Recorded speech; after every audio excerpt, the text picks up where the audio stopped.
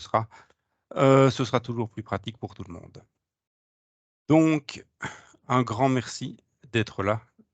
Le sujet du jour concernera donc Microsoft Teams et 2 méthodes particulièrement efficaces, pour en améliorer la perception par l'ensemble des utilisateurs. Donc, pour vous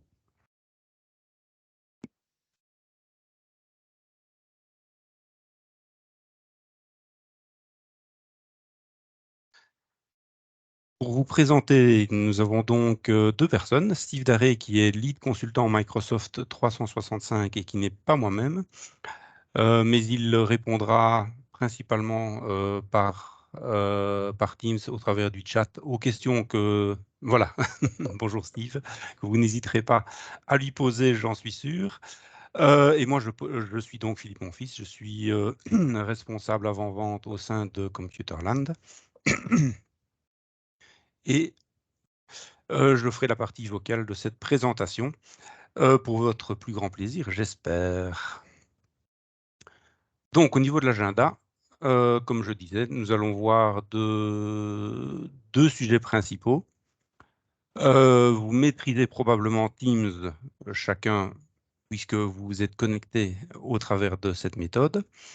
Mais nous allons pouvoir voir ici comment améliorer le fonctionnement de Teams au travers de 2 options que sont 1 Teams Phone pour uniformiser la communication et Teams Rooms pour améliorer la qualité des meetings.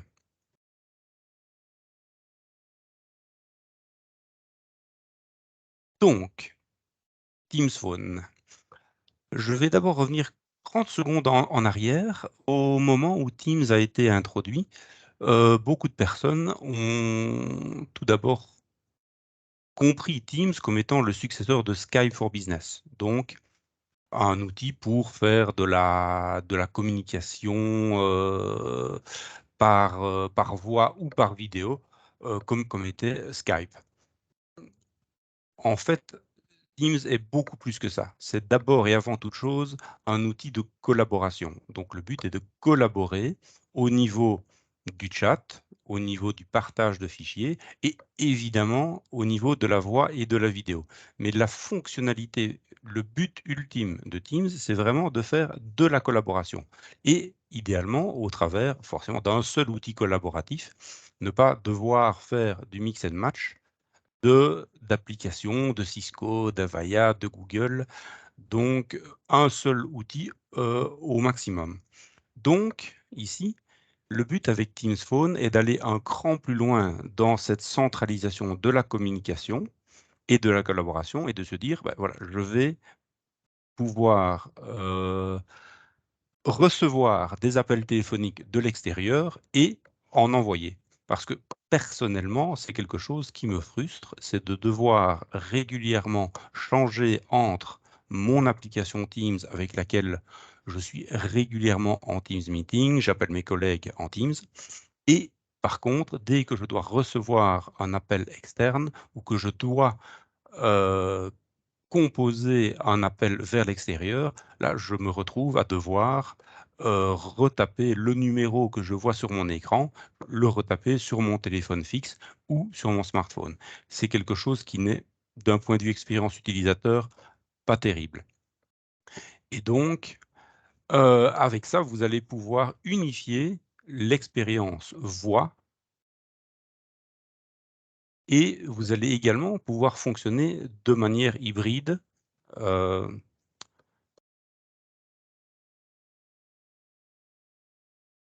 même si vous êtes à l'extérieur. D'accord?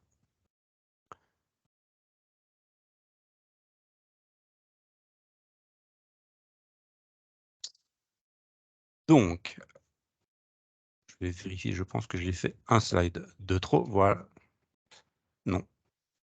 Voilà, excusez-moi. Teams Voice a introduit également de nouvelles fonctionnalités que vous n'avez peut-être pas. Par exemple, vous allez pouvoir faire du click to dial. Je disais tout à l'heure que c'est relativement pénible de devoir recomposer un numéro que vous voyez sur votre écran. Vous avez un numéro, par exemple, dans votre CRM, vous avez un numéro dans une signature Outlook. Donc ici, avec Teams, vous allez pouvoir sélectionner le numéro et faire ce que l'on appelle du click to dial.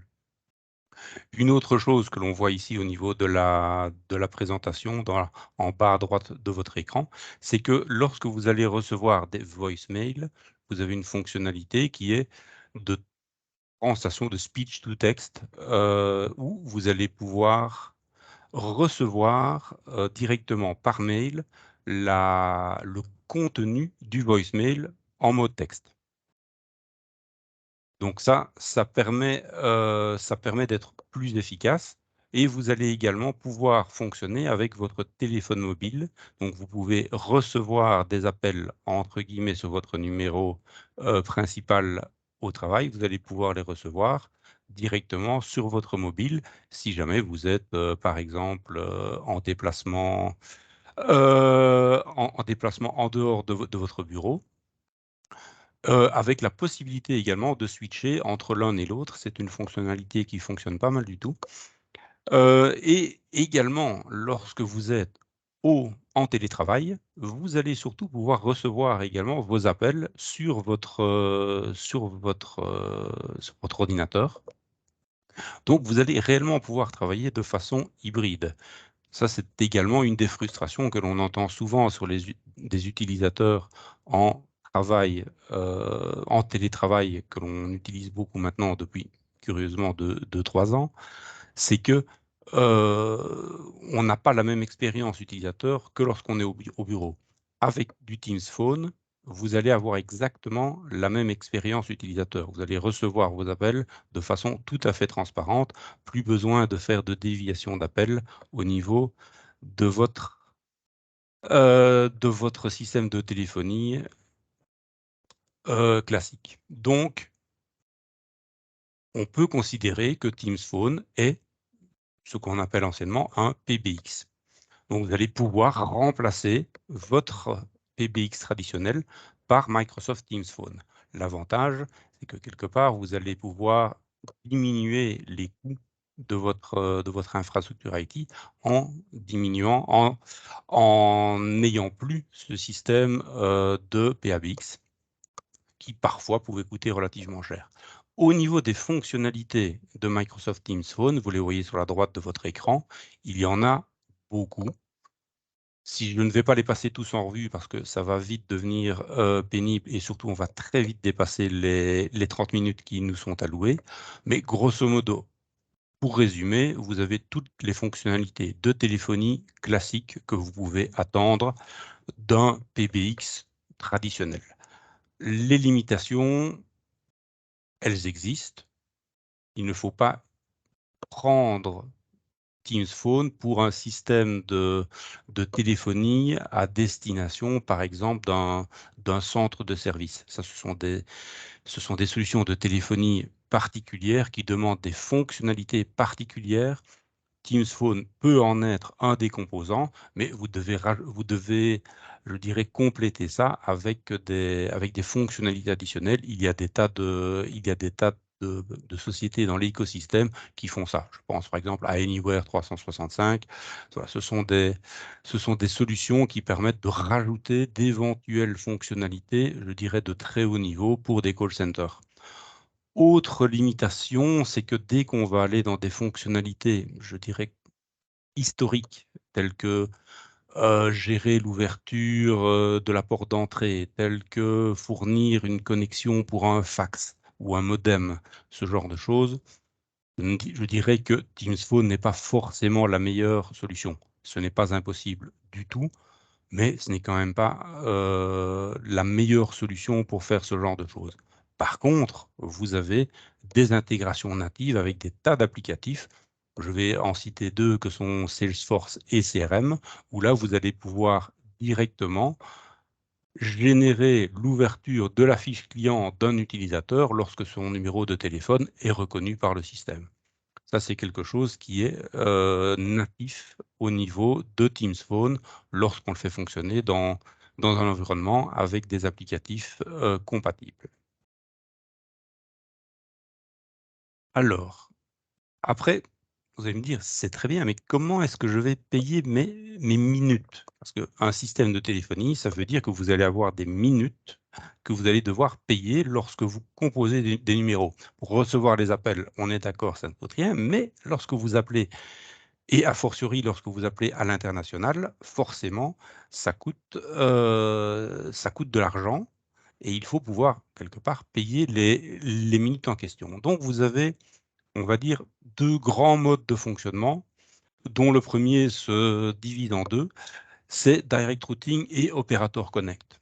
Dans les 2 cas, qu'est-ce que c'est? C'est que vous allez devoir prendre un contrat avec un opérateur de téléphonie qui a une solution compatible avec Teams. Je vous rassure, il y en a beaucoup sur le marché et bon, nous avons un certain nombre de partenaires avec lesquels nous travaillons de façon tout à fait, transparente et efficace. Je peux citer Colt, je peux citer Destiny, je peux citer Mixvoip, je pourrais vous en citer d'autres. Et donc, la différence entre Direct Routing et Operator Connect, bon, c'est que le premier vous permet plus de finesse et est un petit peu plus complexe à mettre en œuvre. Operator Connect est déjà beaucoup plus direct dans la mise en œuvre de la solution. La troisième solution, ce sont ce que l'on appelle les calling plans de Microsoft, où là, ce sont simplement des licences Microsoft 365 additionnelles. Je verrai ça dans le slide suivant. Voilà, chaque solution a ses avantages et ses inconvénients. Je vais très vite passer au slide suivant, comme ça vous verrez de façon concrète de quoi je parle au niveau des licences. Euh, Je vais d'abord parler du premier type de licence. Donc, c'est vraiment la licence Microsoft Teams Phone Standard. C'est le minimum que vous devez avoir pour pouvoir utiliser cette solution Teams Phone. Donc, 6,70 € prix liste par utilisateur par mois. Vous avez aussi un Common Area Phone pour des téléphones qui ne seraient pas assignés à une personne particulière, sachant qu'évidemment les licences Microsoft 365 sont principalement liées à des utilisateurs. Il y a quelques exceptions. Le Common Area Phone en fait partie. Ensuite, vous avez, si vous n'utilisez pas d'Operator Connect ou de Direct Routing, vous devez payer les minutes et ça, vous avez également la possibilité de le faire au travers de licences Teams, de licences Microsoft 365 et ou de subscription Azure. Je m'explique très rapidement. Vous voyez le Microsoft Teams Calling Plan Pay As You Go. Qu'est-ce que c'est? C'est simplement la possibilité, à ce moment-là, pour les utilisateurs, de payer leurs minutes au travers d'une subscription Azure. Et là, vous allez payer à la consommation exactement le nombre de minutes que vous consommez pour tous les appels sortants. Le coût à la minute est tout à fait raisonnable, on peut vous le fournir. Nous avons un fichier Excel complet avec les coûts à la minute vers les différentes destinations que vous pouvez avoir. C'est très raisonnable, mais voilà, vous devez payer 2,5 € par utilisateur par mois pour pouvoir accéder à ce système.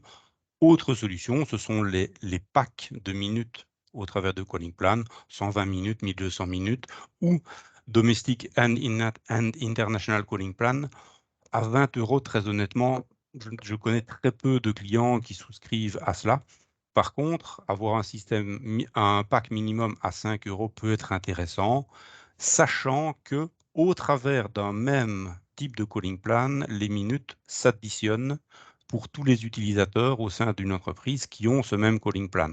Donc, si vous avez 10 utilisateurs qui ont un calling plan de 120 minutes, les 10 utilisateurs ont au total 1200 minutes sur le mois pour faire des appels sortants, mais hélas uniquement vers le marché domestique, donc vers la Belgique si vous êtes en Belgique, ou vers le Luxembourg si vous êtes au Luxembourg. Ce qui évidemment est un peu limitatif quand vous voulez appeler à l'international. Dieu merci, depuis très peu de temps, les minutes qui dépassent entre guillemets du plan peuvent être acquises au travers de la subscription Azure dont je parlais.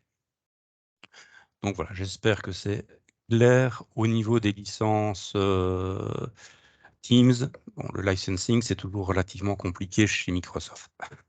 On est d'accord, n'hésitez pas, nous sommes là si vous avez des questions. Au niveau des équipements pour se connecter à Teams Phone, mon conseil, c'est d'investir dans un bon casque dédié à cet effet.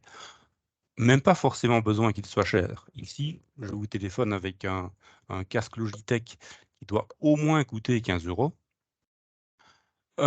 Et qui fait, ma foi, tout à fait le job. Le seul inconvénient, c'est évidemment que je suis avec un bon vieux fil, mais par contre, en termes d'expérience, ce sera curieusement bien meilleur que des casques, par exemple les Bose, les casques Bose, avec, Active Noise Cancelling. Ce n'est pas fait pour téléphoner en Teams parce que vous n'allez pas avoir le petit micro dédié et donc vos interlocuteurs vont entendre tout ce qui se passe autour de vous. Ça va être très désagréable pour votre interlocuteur. Évitez ça. Et pour les personnes qui désirent vraiment un combiné, à l'ancienne, je vais dire, je vous rassure, ça existe et vous voyez là toute une gamme de téléphones. Nous travaillons principalement avec Yeeling pour tout ce qui est matériel lié à Teams. Pourquoi? Parce qu'ils ont une gamme qui a un excellent rapport qualité-prix et qui est surtout excessivement complète. Comme le temps passe, je vais passer rapidement à notre solution Teams Rooms, enfin la solution Teams Rooms, qui est le deuxième sujet. Le but étant de pouvoir réaliser, vous avez compris, des meetings hybrides en étant le plus efficace pour tout le monde. Pourquoi des meetings hybrides? Parce que vous avez remarqué, comme je dis, le monde a changé et les utilisateurs veulent pouvoir continuer à fonctionner en mode hybride. Vous voyez ici toute une série je dirais, de pourcentages. Ça vaut ce que ça vaut, mais je vous garantis que vos utilisateurs et très probablement vous-même, vous voulez pouvoir continuer à fonctionner de manière hybride, de pouvoir tel jour rester chez vous, pouvoir aller au bureau quand vous le voulez, et s'il y a beaucoup de bouchons sur la route, se dire, bah, non, finalement, je reste à la maison. Mais donc, l'inconvénient, c'est que les meetings qui avaient peut-être été prévus dans une salle avec 8 personnes où on se disait, elles vont évidemment être toutes là, je suppose que vous l'avez tous connu, ce petit côté, oui, mais Roger et Jacqueline, non, ils sont chez eux. Ah, ok. Donc, on va sortir dans le meilleur des cas, un petit Jabra pour avoir quand même un micro haut-parleur. Et ça, c'est si vous avez de la chance. Sinon, le pire, c'est une personne fait le meeting sur son laptop. Le résultat, l'expérience pour l'utilisateur qui est à l'extérieur est absolument désastreuse. Vous l'avez probablement tous déjà vécu. C'est réellement désastreux. Donc, vous ne pouvez pas faire un bon meeting avec des personnes en interne et en externe si vous n'avez pas une solution adaptée. Et la solution adaptée, devinez quoi? C'est Teams Rooms. Donc, c'est vraiment standard au niveau de Teams. On verra au niveau des licences, ça ne coûte rien en termes de licence. Par contre, vous allez devoir avoir une solution matérielle adaptée et ça vous permettra réellement d'avoir ces solutions de meetings qui seront 100% professionnels, à la fois pour vos utilisateurs internes, mais également si vous faites des présentations hybrides vers des clients ou des partenaires. Ici, je ne suis pas dans un meeting de type hybride, donc je n'utilise pas Teams Rooms. Je m'étais posé la question, tiens, est-ce que j'utiliserai Teams Rooms? En fait, non. J'ai testé, ça n'apporte rien du tout. Pourquoi? Parce que je ne suis pas dans un meeting hybride. Nous sommes dans un meeting full Teams. Donc, à la limite, Teams Rooms ne vous apporte rien dans ce cadre-ci. Mais par contre, comme je disais, si vous avez des utilisateurs en interne et en externe, c'est quasiment indispensable. Et que vous faut-il? Une licence Teams Rooms, on y reviendra un peu plus loin, et une solution de vidéoconférence compatible. Encore une fois, Yeeling est le partenaire de choix pour Computerland. Je vous rassure, il y en a toute une série d'autres. Si vous faites une petite recherche Teams Rooms Compatible Device sur Google, vous allez très vite tomber sur la liste de compatibilité. Et donc, il faut évidemment un kit micro, un kit haut-parleur et la solution et les écrans, tactiles ou non, qui vont avec pour faire ça. Quelques petites images seront mieux qu'un long discours et donc je vais juste vous montrer quelques exemples de configuration, à commencer par une petite salle de réunion, ce qui me permettra également de vous montrer le concept d'écran de contrôle. Ici, vous avez donc sur votre gauche ce qu'on appelle une barre de vidéoconférence. Donc c'est une barre qui intègre à la fois la caméra, le micro et les haut-parleurs. Donc ça, c'est une caméra que vous mettez soit au-dessus, soit en dessous de votre télévision. L'idéal étant que la télévision soit un petit peu plus haute et que la barre soit en dessous. Vous avez une vision beaucoup plus humaine de la chose vue des interlocuteurs extérieurs. Sinon, c'est une vision qui est fort en surplongée, qui n'est pas toujours très agréable. Et le petit écran de contrôle, à quoi va-t-il vous servir? Par exemple, à démarrer tout simplement la réunion, à voir quelle est la liste des réunions qui sont prévues et à inviter des participants additionnels à la réunion si vous le voulez. Je vous ferai quelques petits tips and tricks dans quelques slides.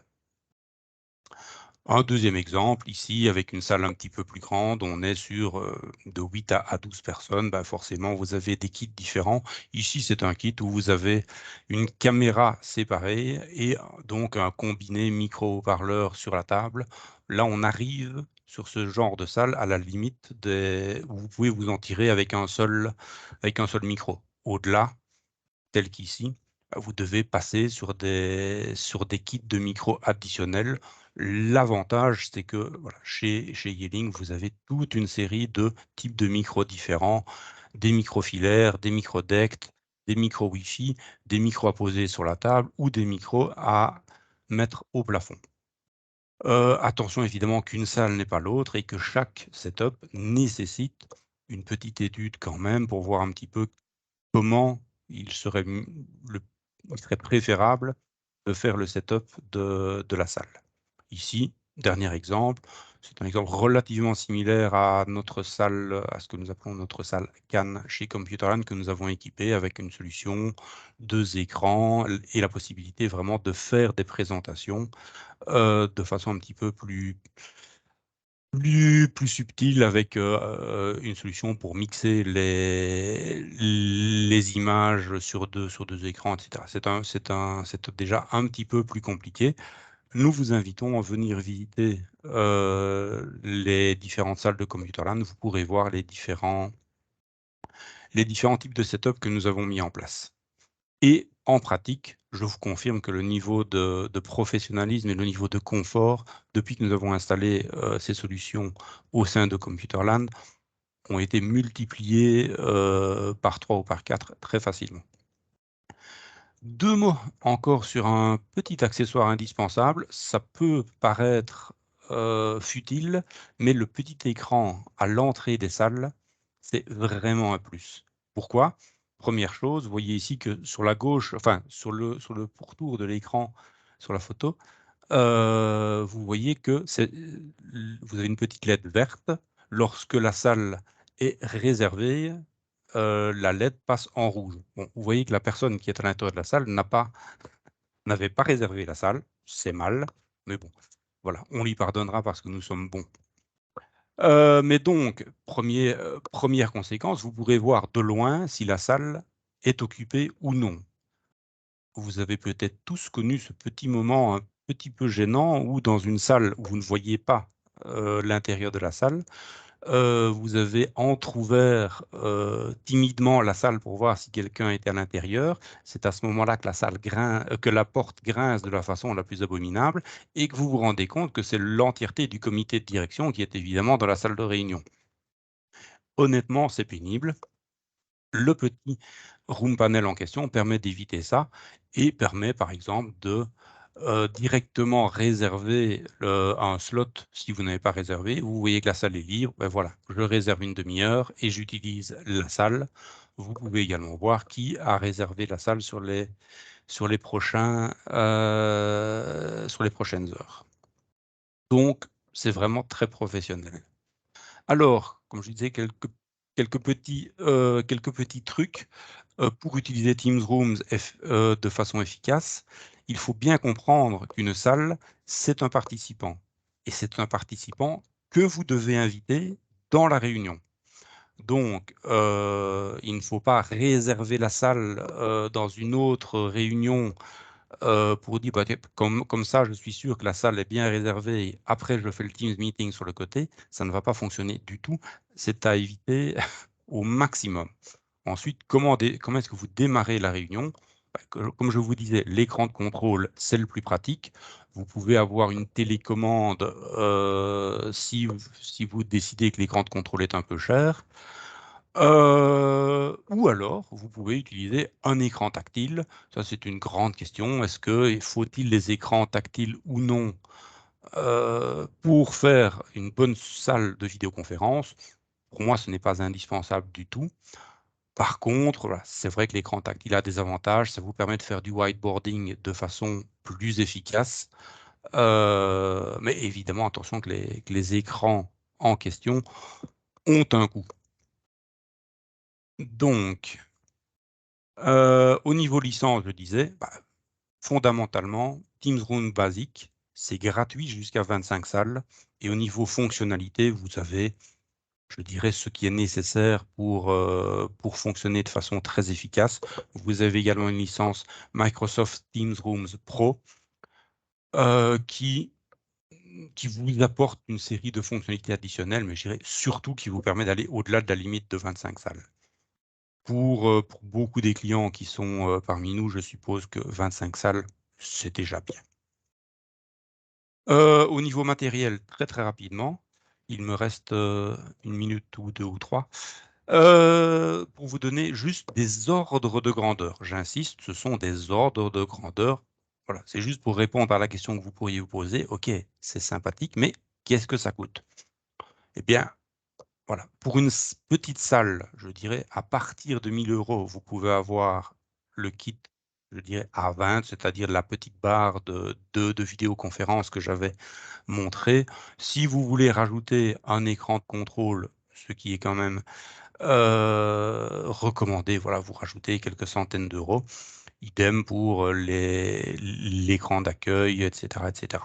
Pour une salle d'une quinzaine de personnes, voilà, on commence à parler à partir de 4 000 €. Et évidemment, bon, nous pouvons fournir, je vois la question, nous pouvons fournir des écrans également, mais voilà, au niveau de Yeeling, les écrans, il y a un seul écran spécifique qui est fourni par Yeeling, c'est dans le cadre d'une solution full intégrée où vous avez l'écran tactile, la caméra, le micro et le haut-parleur dans un seul équipement qui ressemble à ce que fait Microsoft avec son Surface Hub.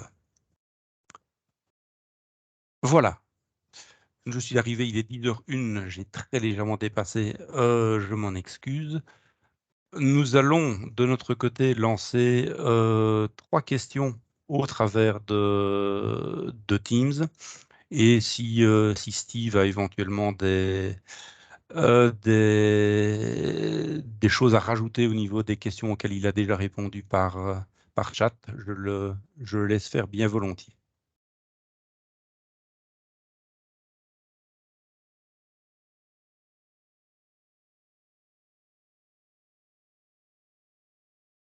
Voilà, un point.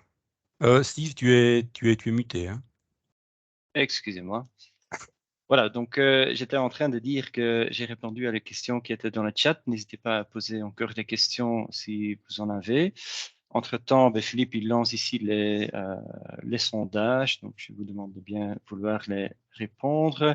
Et Philippe, si tu peux aussi avancer juste un slide ou deux pour Oui. avoir le petit slide pour parler des prochains coffee calls. Donc, les deux prochains coffee calls ont été déjà planifiés. Donc, il y a le 12 janvier où on va parler aussi de Teams, mais c'est pour vous montrer comment organiser une réunion Teams moderne, c'est-à-dire utiliser Teams pour le planifier, le calendrier du canal, le OneNote pour la prise de notes et l'ordre du jour, en fait, pour la réunion, un lien vers les fichiers qui se trouvent dans Teams, la différence d'un wiki ou OneNote pour la prise de notes. Ça, c'est le sujet pour le 12 janvier. Et pour le 19, on va vous montrer, c'est plutôt un track technique, on va vous montrer en fait comment utiliser l'appareil photo avec une Power App. Et donc pour prendre une photo et le stocker dans un endroit SharePoint. Donc c'est un petit cas d'usage qu'on va développer et vous montrer le 19 janvier. Donc regardez bien la page sur notre site internet pour vous inscrire. Ils vont être disponibles dans quelques jours et on fera aussi une communication, bien entendu, via mail et les réseaux sociaux. Donc voilà, si vous avez fini à remplir le sondage, n'hésitez pas s'il y a encore des questions de les mettre dans la chat ou de nous revenir. Ok, n'hésitez pas. Donc voilà, répondez au sondage, voilà, ça nous aide toujours à nous améliorer et répondez aux différentes questions.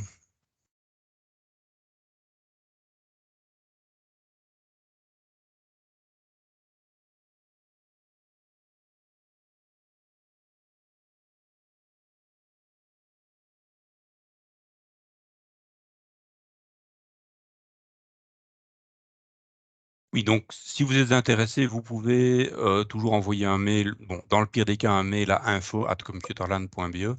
Sinon, vous contactez votre responsable commercial si vous avez un responsable, enfin une personne commerciale attitrée. Sinon, voilà, je le disais, info@computerland.be. Vous pouvez également envoyer un mail à pst@computerland.be.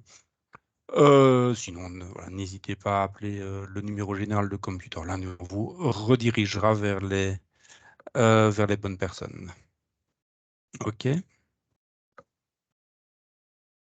Voilà, je vais juste laisser, on va juste laisser le Teams actif pour que vous puissiez répondre à l'aise aux différentes questions. Mais je vous remercie infiniment d'avoir passé ce petit temps avec nous et j'espère que cela vous aura été utile.